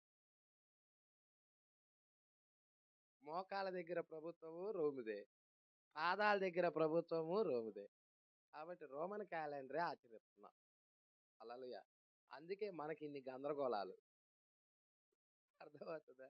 ఒక్కో రోజు 30 వస్తాయి, ఒక్కో నెల 31 వస్తాయి, 29 వస్తాయి, రకరకాల డేట్లు వస్తా ఉంటాయి. ఎందుకు? అదే ఇజ్రాయెల్ క్యాలెండర్ అనుకో, ఏ నెల అయినా చూడు 30. వాళ్ళకి సంవత్సరానికి 360 రోజులు వస్తాయి. మనకి సంవత్సరానికి 365.5 వస్తాయి. మరి చూసావా? ఆ, మరి మనకు అలా వస్తాయి 65, 65.5 అలాగ వస్తా ఉంటాయి మనకు. ప్రైజ్లార్డ్. దేవుడికి మహిమ కలుగును గాక. ఆ, వాళ్ళ క్యాలెండర్కి మన క్యాలెండర్కి చాలా తేడా ఉంది. అయితే పర్ఫెక్ట్ క్యాలెండర్ ఎవరిదంటే వాళ్ళదే. ప్రతి నెల 30 రోజులే దేవుడు పెట్టినది. ప్రైజ్లార్డ్. అది దేవుడి క్రమం. ఎలా చెప్తున్నావు దేవుడు 30 రోజులే పెట్టాడు నెలకి అని? లేఖనాలు ఉన్నాయి. ఇజ్రాయేల్ ప్రజలు యూదులు, హల్లెలూయా, వాళ్ళ దగ్గరికి మోషే ఏలియాలు పంపించబడతారు. 3.5 సంవత్సరాలు. 3.5 సంవత్సరాలంటే సంవత్సరానికి 360 రోజులు లెక్కన. నెలకు 30 రోజులు, 12 నెలలకి 12 మూడులెంత? 36. 360 రోజులు లెక్కన లెక్కేస్తే 3.5 సంవత్సరాలకి 1260 దినాలు వస్తాయి. 60 దినాలు, 1260 దినాలు బైబిల్లో రాశాడు. కరెక్ట్గా సరిపోతాయి. అదే నువ్వు 365 సరిపోవు, ఎక్కువ అవుతాయి. అర్థమవుతాయి, డేస్ ఎక్కువైపోతాయి. కాబట్టి ఏదైనా ఈ దేవుడు మరి ఆయన ప్రవచన క్యాలెండర్ మీదే ఆధారపడ్డాడు. యూదులు 30 రోజులు ప్రవచన క్యాలెండర్ మీదే ఆధారపడ్డారు. ఈ క్రైస్తవుడు కూడా దాని మీదే ఆధారపడాలి. ఈ బైబిల్ దాని మీదే ఆధారపడి ఉన్నది. ప్రైజ్లార్డ్. హల్లెలూయా. మరి ఈ రోమన్లు ఎందుకు చేశారు ఇట్లాగా అంటే, వీళ్ళు చేసిన తప్పిదం కాదు, అది ప్రజలు చేసిన తప్పిదమే. నోవాహు దినాలలో జనులు ఏం చేశారో తెలుసా? తమకు మనసుకు నచ్చిన స్త్రీలతో వ్యభిచారం చేశారు. దేవుడు ఏం చేశాడంటే వాళ్ళ పాపము ఆకాశానికి అంటేదలికే దేవుడు జలప్రళయం తీసుకొచ్చాడు. ఆ టైంలో అక్షము వంగింది. అక్షం ఏమైంది? వంగింది. మరలా 7వ సంఘకాల ప్రవక్త వచ్చి, వర్తమానికుడు వచ్చి 7వ పాత్రను భూమి మీద కుమ్మరించినప్పుడు తిరిగి మరలా వంగిన అక్షము సరిచేయబడుతుంది అన్నమాట. కరెక్ట్ స్థానంలోకి వస్తుంది. చూసారా? 7వ దూత రాకపోతే మన బోధలన్నీ వంకర బోధలే, వంగిన బోధలే. ఏటో బాప్టిస్ట్ వైపు కొంగావో, పెంతెకోస్తు వైపు కొంగావో, లూథరన్ వైపు ఏటో ఒక వైపు కొంగావు. కానీ 7వ దూత వచ్చి, 7వ సంకల్ప వర్తమానికుడు వచ్చి మనల్ని నిలబెట్టాడు, సత్యం వైపుకి నిలబెట్టాడు. ఇదిగో వర్తమానికుడు వచ్చాడు, మనల్ని అక్షం మీదకి నిలబెట్టాడు, కరెక్ట్ అయిన వేలో నిలబెట్టాడు. నన్ను నిలబెట్టాడు. మరి నిన్ను నిలబెట్టాడా? నువ్వు చెప్పగలవా నిలబెట్టాడని? ప్రభువా, నేను బాప్టిస్టులో నుండి తిరిగి రాగలిగానంటే, ఆ వంకర బోధ నుండి తిరిగి రాగలిగానంటే, అసత్యము నుండి రాగలిగానంటే ఈ కాల ప్రవక్త యొక్క వర్తమానాన్ని బట్టేనయ్యా. అదే కృపయ్యా, అదే కృపయ్యా. Praise lord. ఎంతమందికి అర్థమవుతా ఉన్నదో సంగమా? ఎంత మంచి విషయాలండి. అందుకే ఇక్కడ అంటున్నాడు చూడండి, అబీబు నెలను ఆచరించి నీ దేవుడైన యెహోవాకు పస్కా పండుగ ఏలయనగా అబీబు నెలలో రాత్రి వేళ నీ దేవుడైన యెహోవా ఐగుప్తులో నుండి, ఎప్పుడు? రాత్రి సమయంలో వాళ్ళు వచ్చారు. పగలొచ్చారా? వాళ్ళు ఎప్పుడు విడిపించబడ్డారు ఐగుప్తులో నుండి? రాత్రి వేళ విడిపించబడ్డారు. అవునా? ఎంతమంది ఇక్కడే ఉన్నారు? ఇజ్రాయేల్ ప్రజలు పస్కాని ఎప్పుడు చేశారు? రాత్రే చేశాడు. యేసుక్రీస్తు భూమి మీదకి వచ్చి పస్కాని ఎప్పుడు చేశారు? రాత్రే చేశాడు. పస్కా పశువుగా ఎవరు వధించబడ్డారు? యేసుక్రీస్తే వధించబడ్డాడు. తర్వాత పౌలు గారు వచ్చి మనల్ని క్రమములో పెట్టి దాన్ని ఎప్పుడు చేయమన్నాడు? రాత్రి పూటే చేయమన్నాడు. అందుకే ప్రభు పగల భోజనం కాదది, ప్రభు రాత్రి భోజనం. ప్రజలా, దేవుడికి మహిమ కలుగునుగాక. దాన్ని రాత్రే తీసుకోవాలి. మరి పగలు తీసుకుంటున్నామంటే అక్షం వంగిందా లేదా?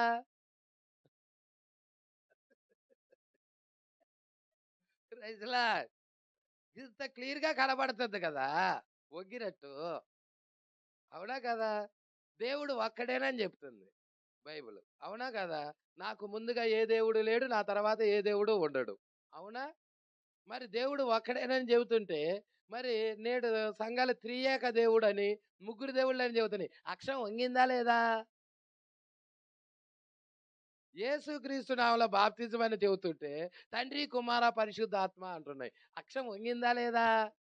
మరి దాన్ని క్రమపరచడానికి ప్రవక్త వచ్చాడు. Praise the Lord. నాకైతే ఇది సత్యంగా కనబడుతుంది. Praise the Lord. మరి వంకర మార్గాలు సమము చేయటానికి ఏలియా చేసే పరిచర్య అది అని నీకు తెలియదా? ఎక్కడుంది భాష గారు? ఏషియా 40లో ఉంది కదా. ఏషియా 40 చదువమ్మా. 40వ అధ్యాయం 3వ వచనం అమ్మ. ఆలకించుడి. ఎందుకని ఊళ్ళో లేడు? నేను అడుగుతున్నానండి. ఎందుకని ఊళ్ళో లేడు? అడవిలోకి వెళ్ళాడు. ప్రజలా, ఆయన వెలేసేశారండి. దేవుడికి వైపు కలుగులు గాక. 9 సంవత్సరాల బాలుడు అప్పుడే వాళ్ళ తండ్రి చచ్చిపోయాడు జకర్యా. హల్లెలూయా. మరి తల్లిదండ్రుల్లో కోల్పోయిన ఆయన ఎక్కడికి వెళ్ళిపోయాడంటే అడవుల్లోకి వెళ్ళిపోయాడు. ప్రవక్త అడవుల్లోకి వెళ్ళిపోయాడు. ప్రవక్త ఇలాగంటున్నాడు. ప్రవక్త అడవుల్లోకి వెళ్ళాడు. అడవే యెహోవా పాఠశాల. ప్రవక్తకి నేర్పే పాఠశాల అడవులే ఉన్నాయి. హల్లెలూయా. మీకు తెలుసా, బాప్తిజం ఇచ్చి యోహాను అడవులు ప్రేమించాడా? తిప్షీడైన ఏలియా అడవులు ప్రేమించాడా? పట్టుకుంటున్నారా? ఎలీషా అడవులను ప్రేమించాడా? మూడోసారిగా ఏలియా ఆత్మగా వచ్చిన బాప్తిజం ఇచ్చి యోహాను అడవులు ప్రేమించాడా? మన కాల ప్రవక్త కూడా అడవులను ప్రేమించాడా?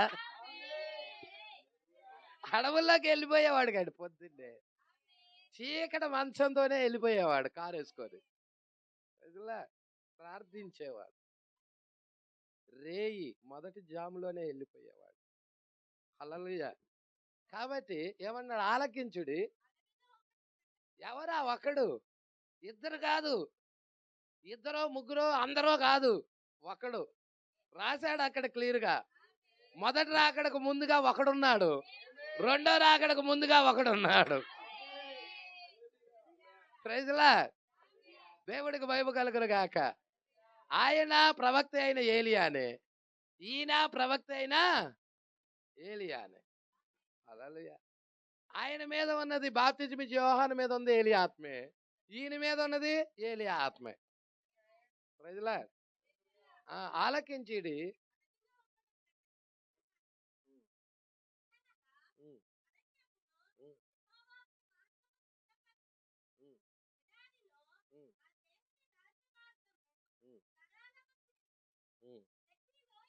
ప్రతి లోయను ఎత్తు చేయాలి, ప్రతి పర్వతాన్ని ప్రతి కొండను అణచాలి.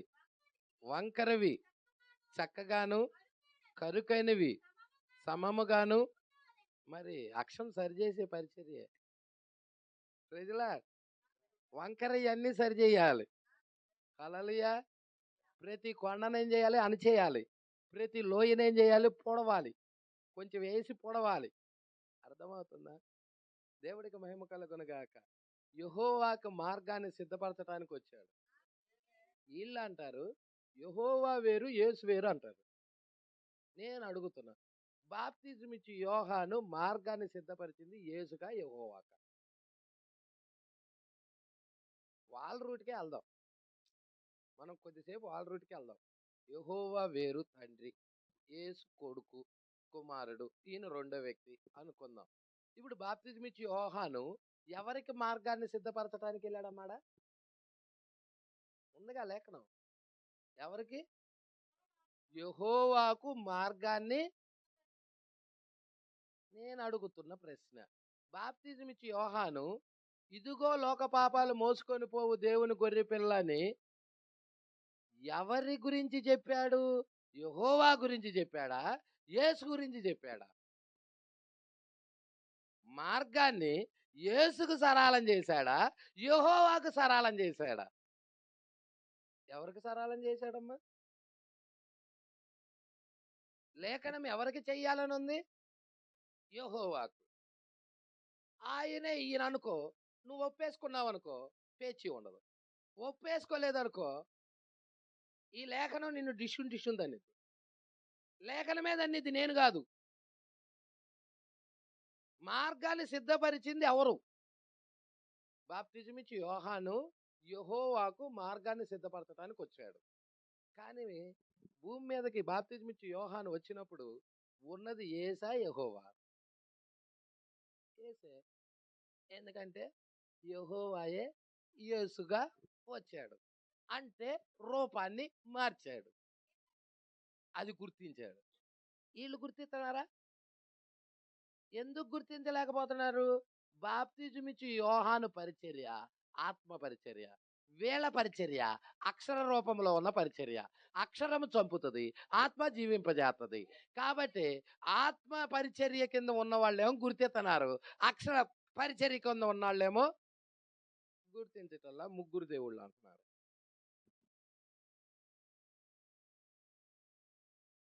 ఇద్దరు ముగ్గురు దేవుళ్ళు అంటున్నారు. యెహోవా ఉన్నాడు, యేసు ఉన్నాడు అంటున్నారు. నేనే బైబిల్ ఇలా చెబుతుంది, నేనే ఆయన్నని, యెహోవాయే యేసు అని.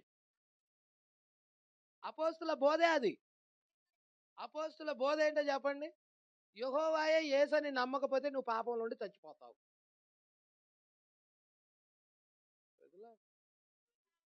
యేసే క్రీస్తని నమ్ము ప్రతివాడు దేవుని మూలంగా పుట్టి ఉన్నాడు. ఇదే బోధ వాళ్ళది. క్రీస్తు అంటే యెహోవా, యేసు అంటే శరీరం ధరించుకొచ్చిన ఆయన, ఈయనే ఆయన, ఆయనే ఈయన. ఇదే బోధ.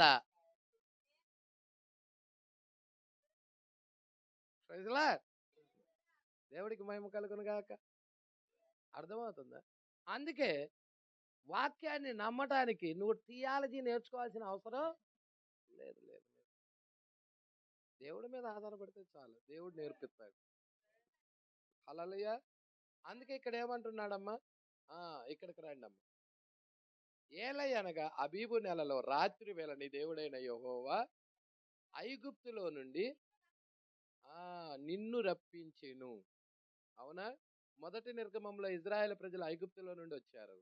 మనము ఐగుప్తన్న సంఘ శాఖలో నుండి, మత శాఖల్లో నుండి మనము బయటకు వచ్చాం. హల్లెలూయా. ఐగుప్తు దేశంలో బహు విగ్రహారాధన ఉన్నది. సంఘ శాఖల్లో కూడా బహు విగ్రహారాధన ఉన్నది. హల్లెలూయా. దేవుడికి మహిమ కలుగును గాక. రెండో వచనం చూడమ్మా, చాలా ప్రాముఖ్యమైనది. యెహోవా తన పేరు, తన పేరును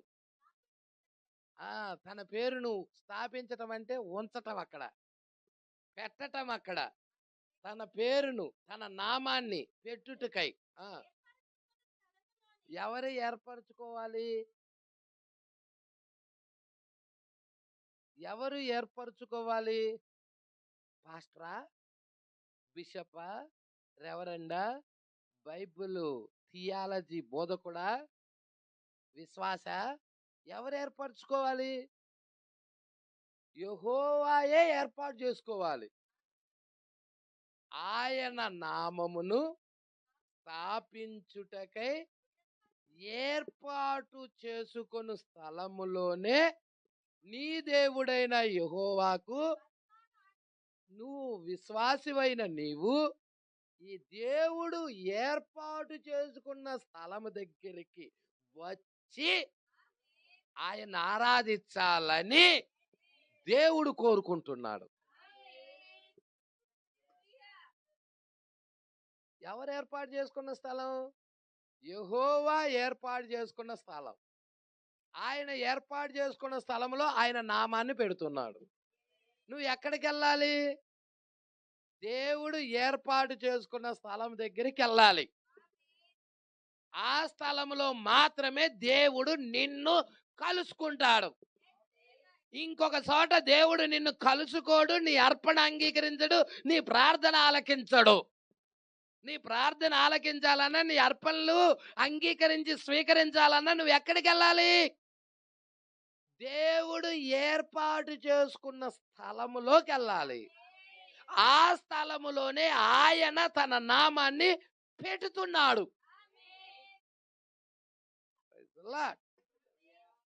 ఎక్కడ పడితే అక్కడ పెట్టాల. బాప్టిస్టులో ఆయన నామాన్ని పెట్టాల, లూథరన్లో ఆయన నామాన్ని పెట్టాల, మెథడిస్టులో ఆయన నామాన్ని పెట్టాల. అర్థమవుతుందా? కల్వరి టెంపుల్లో ఆయన నామాన్ని పెట్టాల, బైబిల్ మిషన్లో ఆయన నామాన్ని పెట్టాల, హోసన మందిరంలో ఆయన నామాన్ని పెట్టాల. 3000కు పైగా ఉన్నాయంట ఈ మతశాఖ సంస్థలు. వీటిల్లో ఆయన నామాన్ని పెట్టాల. మరి ఆయన నామాన్ని ఎక్కడ పెట్టాడు పాస్టర్ గారు? ఆయన నామము పెట్టిన స్థలానికి నేను వెళ్ళాలి. ఆ స్థలానికి వెళితే అక్కడ నేను అర్పిస్తా అర్పణలు, నేను చేసే ప్రార్థన ఆయన స్వీకరిస్తాడు, ఆయన అంగీకరిస్తాడు. హేబేలు వెళ్ళాడు ఆ స్థలానికి, కయ్యూను వెళ్ళలేకపోయాడు ఆ స్థలానికి, ఏలియా వెళ్ళాడు ఆ స్థలానికి. 450 మంది ఆ స్థలానికి వెళ్ళలేకపోయారు. ఒక్కడు ఏలియా ఒక్కడెళ్ళాడు. Praise the lord. దేవుడికి మహిమ కలుగునుగాక. అబ్రహాం వెళ్ళాడు ఆ స్థలానికి, లోతు వెళ్ళలేకపోయాడు ఆ స్థలానికి. హల్లెలూయా. ఈ రాత్రికాల స్థలములో ఓ సంగమా, మరి ఆ స్థలము నువ్వు కోరుకుంటున్నావా? ఆ స్థలంలోకి నువ్వు వెళ్ళాలనుకుంటున్నావా? అక్కడ నువ్వు అర్పించే అర్పణ స్వీకరించాలని దేవుడు ఇష్టపడుతున్నాడు. అయ్యా, ఎక్కడ పడితే అక్కడ ఆరాధిస్తానంటే దేవుడు ఆరాధనని స్వీకరించడు.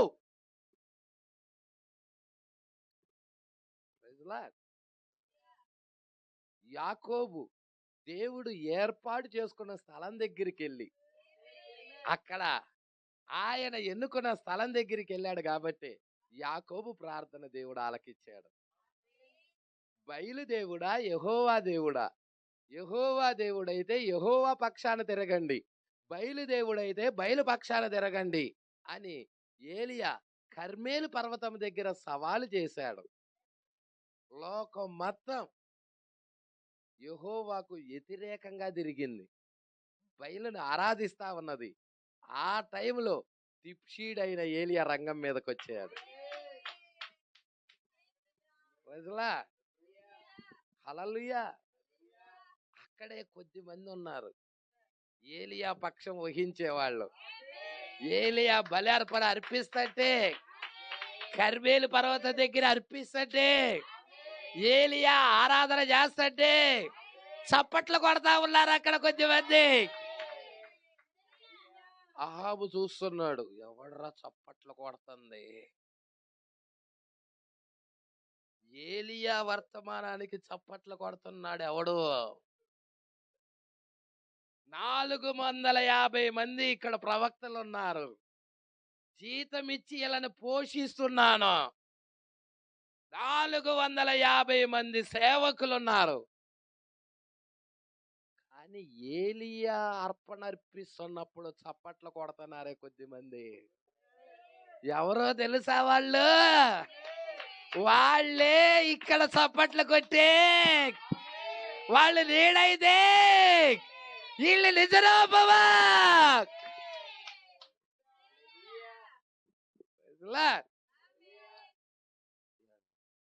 ఎక్కడ ఏలియా ఉన్నాడు?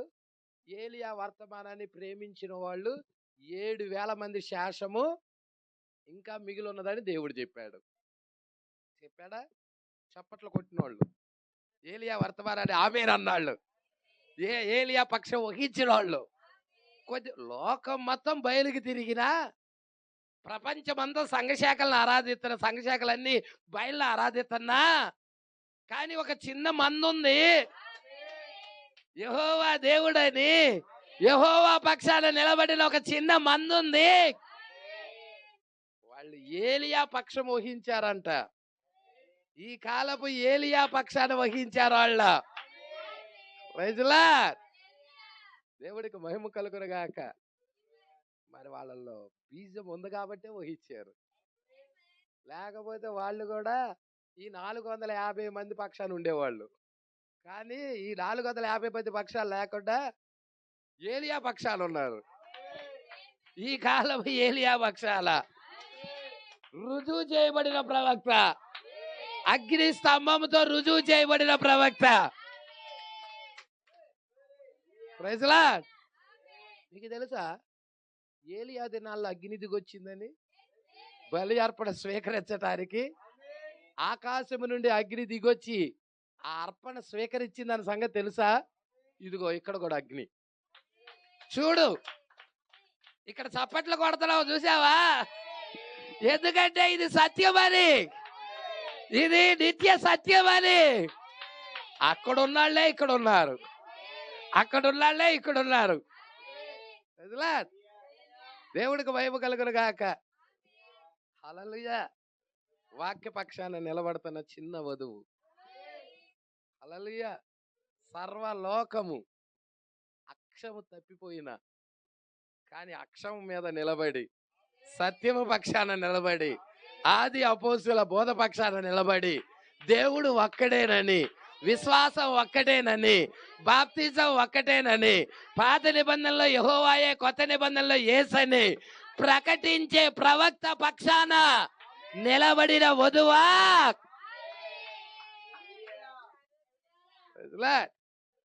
నీ శరీరాన్ని మార్చుకొని తీసుకొని వెళ్ళటానికి దేవుడు సిద్ధంగా ఉన్నాడు. హల్లెలూయా. అందుకే ఇక్కడ అంటున్నాడు, దేవుడు ఏర్పాటు చేసిన మార్గం, అక్కడే ఆయన నామాన్ని ఉంచుతాను. ఇప్పుడు మీరు చెప్పండి, బాప్టిస్టులో ఆయన నామం ఉందా? ఉన్నది అన్నాడు ఎవడన్నా చెప్పండి. యేసుక్రీస్తు నామం బాప్టిస్టులో ఉందా? పెంతెకోస్తులో ఉందా? పోనీ ఎక్కడా లేదు. ఆయన నామం ఎవరి దగ్గర ఉందో తెలుసా? హల్లెలూయా. భర్త పేరు ఎవరికి పెట్టబడిందో తెలుసా? Praise lord. హల్లెలూయా. భార్యకి తెలుసా? భార్యకి. అక్కడ యేసేపు హసేనతును పెళ్లి చేసుకున్నాడు, ఇక్కడ యేసుక్రీస్తు ఇక్కడ ఉన్న ఈమెను పెళ్లి చేసుకున్నాడు. అందుకే గొర్రె పిల్ల భార్య. ఈమె ఎవరు? గొర్రె పిల్ల భార్య. ఈమె తన్ను తాను సిద్ధపరుచుకుంటుంది. ఊరుక పాష గారు, మనం ఎట్లా భార్య అవుతాం? మనము భార్యే. నిన్ను సృష్టించిన వాడు నీకు భర్త అయి ఉన్నాడు. యెషయా చెప్తున్నాడు, మనల్ని సృష్టించిన ఆయన మనకు భర్త. అప్పుడు మనం ఏమవుతాం? భార్య అవుతాం. ఆయన పెళ్లి కుమారుడు, మనం ఏమవుతాం? పెళ్లి కుమార్తె అవుతాం. హల్లెలూయా. కాబట్టి ఆయన నామము ఎక్కడ పెట్టాల? యేసులో. యేసులో ఆయన ఏర్పాటు చేసుకున్న స్థలము కూడా యేసుక్రీస్తే. యేసుక్రీస్తులోనే ఆయన నామాన్ని పెట్టాడు. హల్లెలూయా. కాబట్టి నువ్వు ఎక్కడికి రావాలంటే యేసు దగ్గరికి రావాలి. ఎక్కడికి? అంజూరపు ఆకుల దగ్గరికి కాదు, వెర్రి పిల్ల ప్రకటన 10 దగ్గరికి రావాలి. ఇది దేవుడు ఏర్పాటు చేసుకున్న మార్గం, దేవుడు ప్రవేశపెట్టుకున్న మార్గం. ఈ మార్గం దగ్గరికి వస్తేనే నువ్వు ఎత్తబడతావు. ఈ మార్గం దగ్గరికి రాకపోతే నువ్వు ఎత్తబడలేవు. ఒక సంఘ సభ్యుడిగా పిలవబడవచ్చు నువ్వు, మంచి పేరుండొచ్చు నీకు, మంచి పాటలు పాడొచ్చు నువ్వు. అయినా గాని ఎత్తబాటుకి వెళ్ళాలంటే దేవుడు ఏర్పాటు చేసుకున్న మార్గం దగ్గరికి రావాలి. ఈ మార్గం దగ్గరికి రావాలి. హల్లెలూయా. పరలోకాన్ని విడిచి భూమి మీదకి దిగొచ్చాడు. గ్రంథాన్ని తీసుకొని దిగొచ్చాడు. మేఘము ధరించుకొని వచ్చాడు. ఏం ధరించుకొని వచ్చాడు? బలిష్ఠుడైన దూత మేఘము ధరించుకొని ఆయన భూమి మీదకి వచ్చాడు. Praise Lord. కింగ్ అయిన థియోఫనీగా, కింగ్ అయిన థియోఫనీ, రాజైన థియోఫనీ, మెల్కీ షదక్గా వచ్చాడు. Praise Lord. ఈయనతో పాటు మన థియోఫనీలు కూడా వచ్చాయి. ఇప్పుడు మధ్యాకాశానికి థియోఫనీగా రాడు, మధ్యాకాశానికి థియోఫనీలో రాడు. థియోఫనీలో జరిగిన రాకడ ఏంటంటే 1963లో ఫిబ్రవరి 28న యేసుక్రీస్తు థియోఫనీలో వచ్చాడు. ఇంకా ఆయన శరీరం అక్కడే ఉంది. హల్లెలూయా. ఆయన శరీరం అక్కడే ఉంది. ఆ సొంత శరీరముతో మధ్యాకాశానికి వస్తాడు. అప్పుడు మనము మహిమ శరీరం ధరించుకొని వెళ్తాం. Praise Lord. అది మహిమ శరీరం ధరించుకొని వెళ్ళేది ఆయన సొంత శరీరంతో వచ్చింది, జరగల. కానీ కింగ్ అయిన థియోఫనీ, రాజైన థియోఫనీగా ఈయన వచ్చేసాడు. యేసు వచ్చేసాడు. వర్తమానం తీసుకొని వచ్చాడు. ఎందుకంటే వధువుని సిద్ధపరిచేదాని కొరకు, వధువు గ్రంథాన్ని భుజించేదాని కొరకు, ఈ జీవవృక్షాన్ని భుజించటం కొరకు. జీవవృక్షము తినటం ద్వారాగా మనం నిరంతరం జీవించాలంటే దీన్ని తినాలి మనం. మీకు ఒకటి చిన్నది చెప్పి క్లోజ్ చేసేస్తా. హల్లెలూయా. ఆదామవ్వలు ఒక చెట్టు యొక్క వృక్షఫలం తినటం ద్వారాగా మరణంలోకి వచ్చారు. అవునా? ఈ రోజున్న మనం మరణంలోనే ఉన్నాం. ప్రతి మానవుడి మీద మరణం ఉన్నది. అయితే ఈరోజు దేవుడు అమూల్యమైన ఒక అవకాశం ఇచ్చాడు. ఏంటంటే అవకాశం, జీవవృక్షం దిగొచ్చింది. జీవవృక్షం దిగొచ్చింది. పరలోకం నుంచి భూమి మీదకి జీవవృక్షం దిగొచ్చింది. జీవవృక్షం ఎవరో కాదు, యేసుక్రీస్తే. యేసుక్రీస్తు పరలోకం నుండి భూమి మీదకి దిగొచ్చాడు. ఇప్పుడు జీవవృక్ష పండ్లు తినటం ద్వారాగా, ఈ జీవవృక్షాన్ని తినటం ద్వారాగా నిరంతరం జీవిస్తాం మనం. హల్లెలూయా. ఇప్పుడు మరణములో ఉన్న మనిషి జీవములోకి వెళ్ళాలంటే దీన్ని తినాలి, జీవవృక్షాన్ని తినాలి. జీవవృక్షం తినితే వాడు మరణములో నుండి జీవములోనికి దాడతాడు. నేను తినను పాస్టర్ గారు అంటే వాడు మరణంలోనే ఉంటాడు. ప్రజలా, ఈ అమూల్యమైన అవకాశాన్ని ఎంతమంది సద్వినియోగం చేసుకోవాలనుకుంటున్నారు? ఎంతమంది జీవవృక్షం తినాలనుకుంటున్నారు? హల్లెలూయా. నీ రోగము నుంచి విడుదల కావాలన్నా జీవవృక్షం తినాలి. మీకు తెలుసా, జీవవృక్షము యొక్క ఆకులు రోగులను స్వస్థపరుస్తున్నాయి. హల్లెలూయా. ఆకులే. చూడండి ప్రకటన గ్రంథం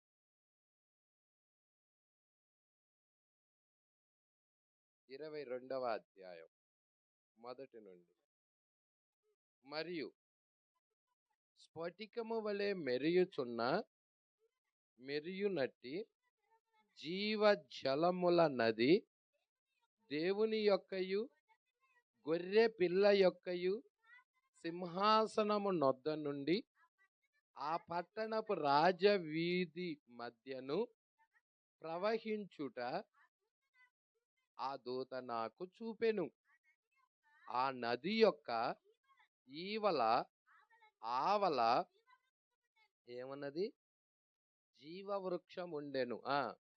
అది నెలకు ఫలించుచు ఎన్ని సంవత్సరానికి ఎన్ని నెలలు? 12 నెలలు. 12 సంవత్సరానికి 12 కాపులు. ప్రతి నెల కాపుంది. హల్లెలూయా. ప్రతి నెల మనము కాపుంది. ప్రతి నెల తింటున్నాం. ఇక్కడ తింటున్నారా? ప్రైజులా ప్రతి నెల చూపిస్తున్నారా? ప్రతి నెల మేము తింటున్నామయ్యా, జీవవృక్షాన్ని తింటున్నామయ్యా, ఆయన శరీరాన్ని తింటున్నామయ్యా, ఆయన రక్తాన్ని తాగుతున్నామయ్యా. 12 నెలలు 12 సంవత్సరములో 12 నెలలు 12 కాపులు కాస్తుంది.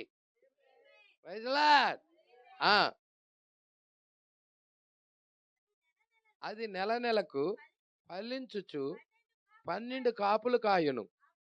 ఆ వృక్షము యొక్క ఆకులు జనములను స్వస్థపరుచుటకై, నీకు స్వస్థత ఆ ఆకుల వల్లే వస్తుంది. ఆ జీవ వృక్షము యొక్క ఆకుల వల్ల నీకు స్వస్థత. హల్లెలూయా. ఎంతమంది ఇక్కడే ఉన్నారు? ఎవరికైనా స్వస్థత కావాలా? జీవ వృక్షము యొక్క ఆకులు భుజిస్తే చాలు, నీకు స్వస్థత వస్తుంది. ఫలం దాకా కూడా కాదు, ఆకు తింటేనే నీకు స్వస్థత. ఆకు నిత్యము ఉంటది కదా. 12 కాపులేమో ఫలాలు. హల్లెలూయా. సంవత్సరానికి 12 కాపులు. దేవుడికి మహిమ కలుగును. నెలలో ఒకసారి వస్తుంది కాపు. అయితే ఆకులైతే నిత్యము ఉంటున్నాయి. నీకు స్వస్థత కావాలా? ఇక్కడ యేసు ఉన్నాడు, నిన్ను స్వస్థపరిచి యెహోవా ఇక్కడ ఉన్నాడు. ఆయన పొందిన దెబ్బల వల్ల నీకు స్వస్థత కలుగుతున్నది. ఆయన ఆకులు నిన్ను స్వస్థపరుస్తా ఉన్నాయి. హల్లెలూయా. పట్టుకుంటున్నారా? ఎంతమంది పట్టుకుంటున్నారా వాక్యాన్ని? దేవా స్తోత్రములు ప్రభువా. హల్లెలూయా. కాబట్టి జీవ వృక్షాన్ని తినటం ద్వారాగా మరణములో ఉన్న మానవుడు జీవములోకి వెళ్తున్నాడు. హల్లెలూయా.